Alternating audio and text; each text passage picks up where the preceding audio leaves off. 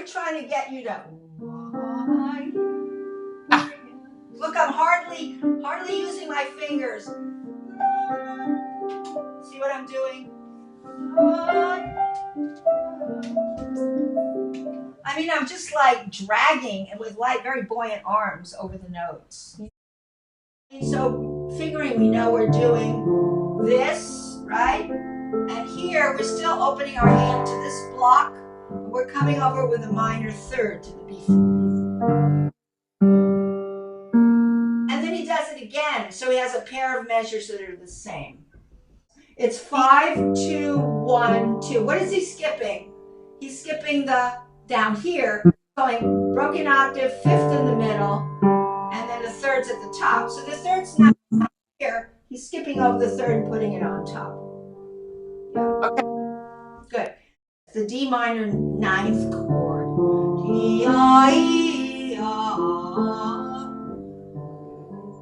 Have a big jump. So what do you do there? You just laterally float down.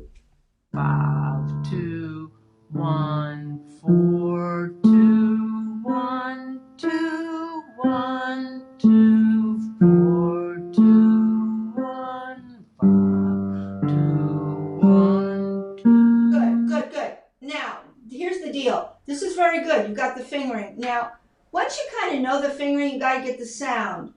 And the sound is dragging the fingers and floating them. You don't want any tappy fingers in this. You can't have tappy fingers. So you have to do this roll across. Roll. See what I'm doing? Roll down. Okay, it's all rolling motions, the whole thing. The left hand holds this thing together, you know? It's like the glue. It's the glue of the whole piece. So he came out of the G minor, and then he goes to, you know, that happens to be the 2 chord of F major, because he's going toward F major now. And the 2 chord of F major is G minor, and that likes to go to a dominant. So it is then going to the dominant of F major. Hear that? So he used it as a pivot chord.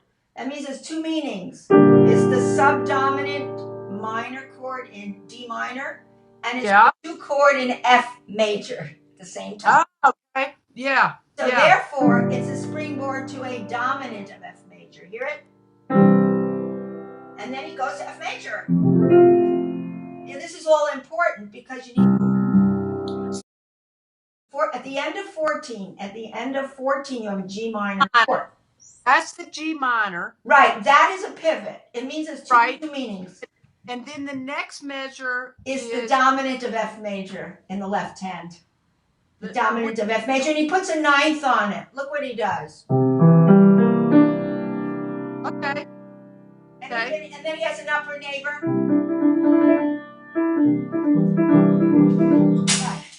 So we have 5, 2, 1, 2 in the pivot chord G minor. Now what you do is, you're going to the dominant, and that's the root, C. That's the 5th note of F major. You're going to go travel sideways to C, and you open up your hand to differently. C, G, E. I want you to block like this. What I'm doing? So I'm rotating a little. Because your hand is used to doing octave and a 5th in between a couple of times, right? Now you're going to a bigger interval, C, G, E. So that's 5, 2, 1. Start with 5, 2. Good. Now I want you to bring your 4 over. It is a must. And then you go 3, 2, 1. Like you make a block chord. Look at the chord. See the chord? Yeah, wait. Could you watch me on the overhead? 5, 2, 1, 4, 3, 2, 1, 2. This is an outstanding fingering because it has a bigger block of notes where you just roll in a closed position. We call that a closed position.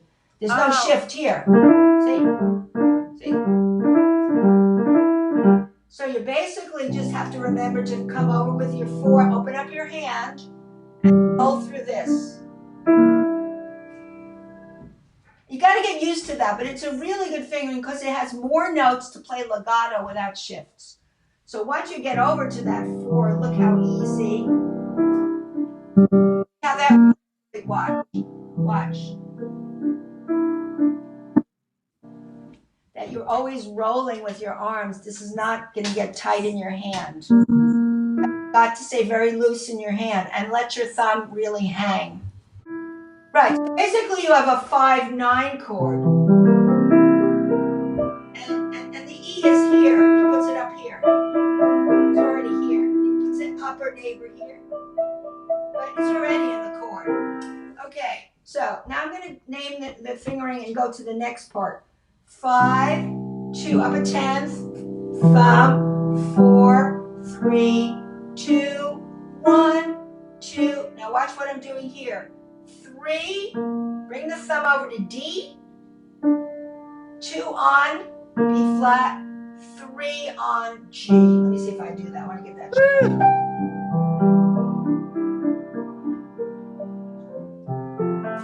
Yeah, that's what I do.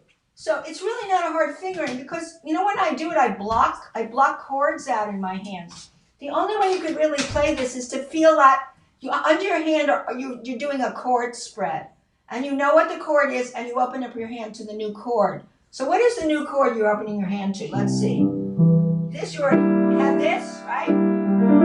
Now the next chord spread is a G minor chord, which is, again, the 2 chord of F major. He's in F major now. It's no longer what?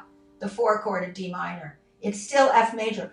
So it's 1, 2, 3, or 3, 2, 1. Look how easy that is. You're just going 3, 1, 2, 3, 3, 1, 2, 3, 3, 1, 2, 3. If you see big groups of notes that you could block, and so that you could roll through a chord, you do that. For instance, let me show you how I block this. Look.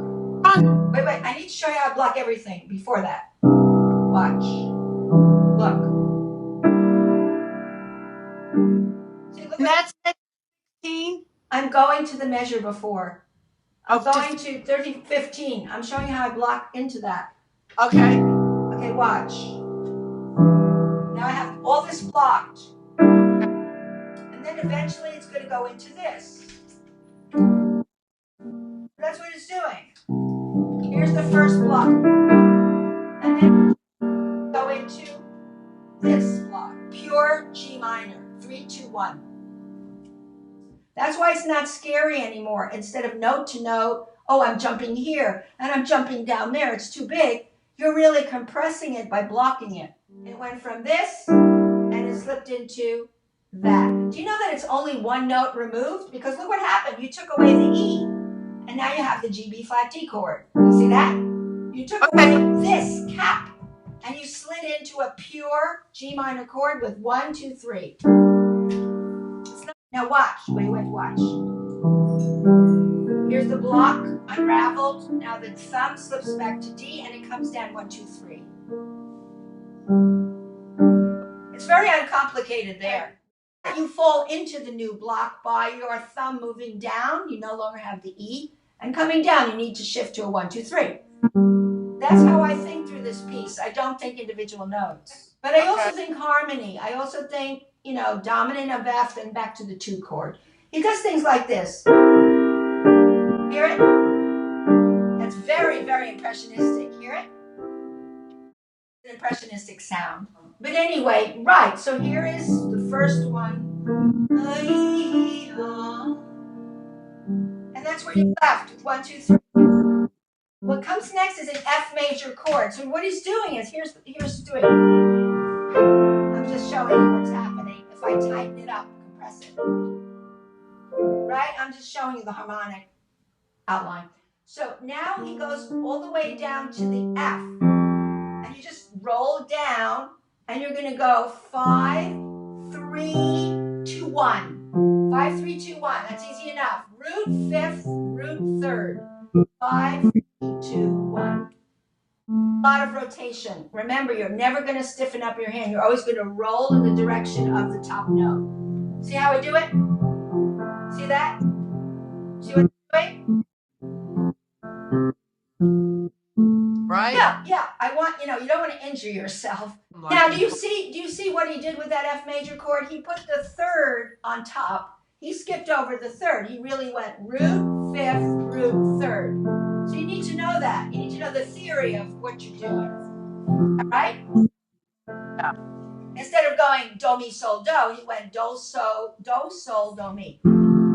Yeah, yeah. So far you have a bunch of blocks. Here I would block like this. You could do it in 3 parts. I would do a 3-part block in thirds. See? Why am I doing that? How my hand moves. Right, right. How you add everything up with different blocks, and then you roll through the blocks, and you do pieces of the piece, you know.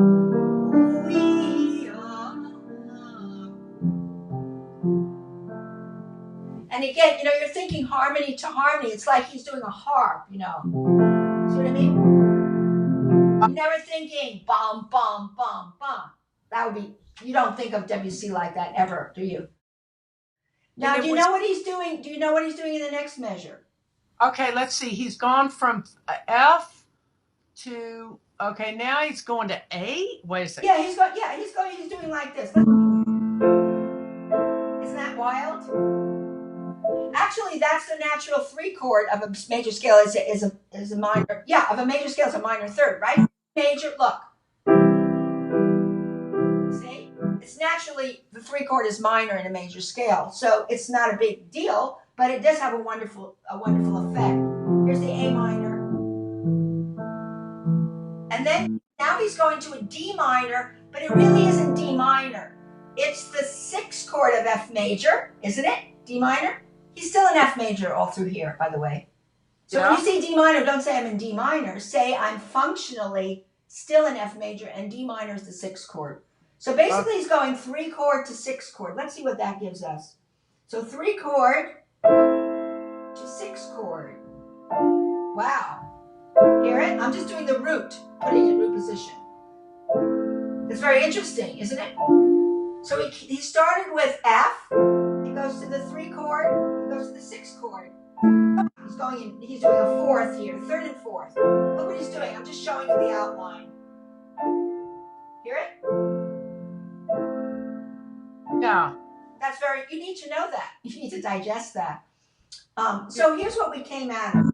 We came out of 5, 3, 2, 1. Yes?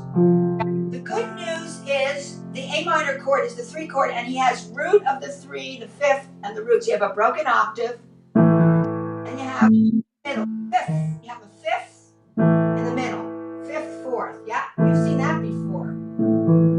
That's easy enough. It's not a big spread, is it? And that's 5, 2, 1. 5, 2, 1, 2. Yeah, the 2's at the end. 5, 2, 1, 2. Right. And then what? And what does that do? It goes to the D minor, and D minor is next door to there. And you use 1, 2, 3. Is that right? Or 3, 2, 1 from the bottom up? This is easy. There's no jumping over octaves or tenths. It's right under your hands. You have this goes to this.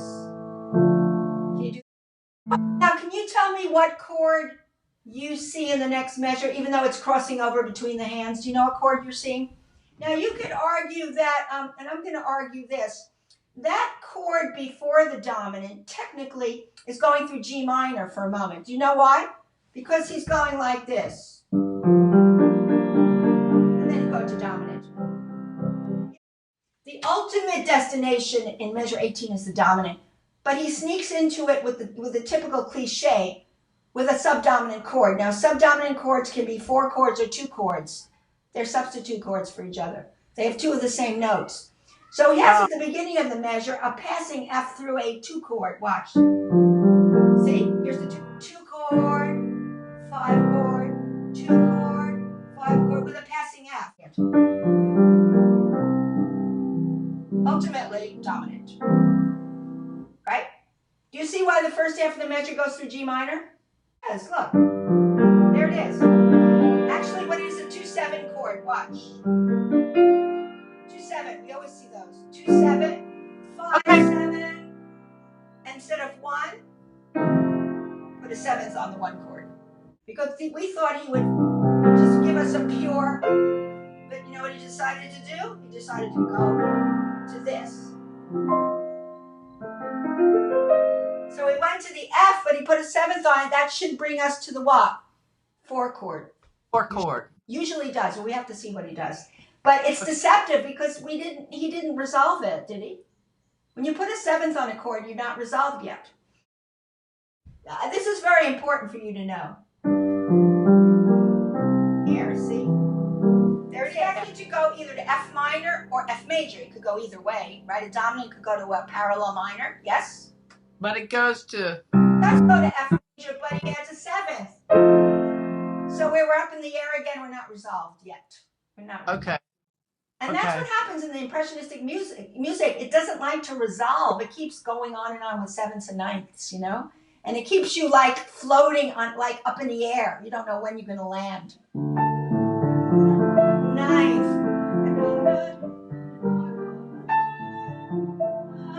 It's up in the air. Dominant. F major.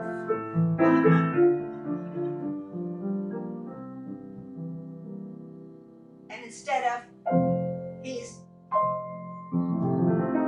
right? You see what happens? Except they're all spread out. You'll have to get used to these, you know, the rolled out blocks that you're working on. But know the chords. Here's the 2 7. 2 7, 5.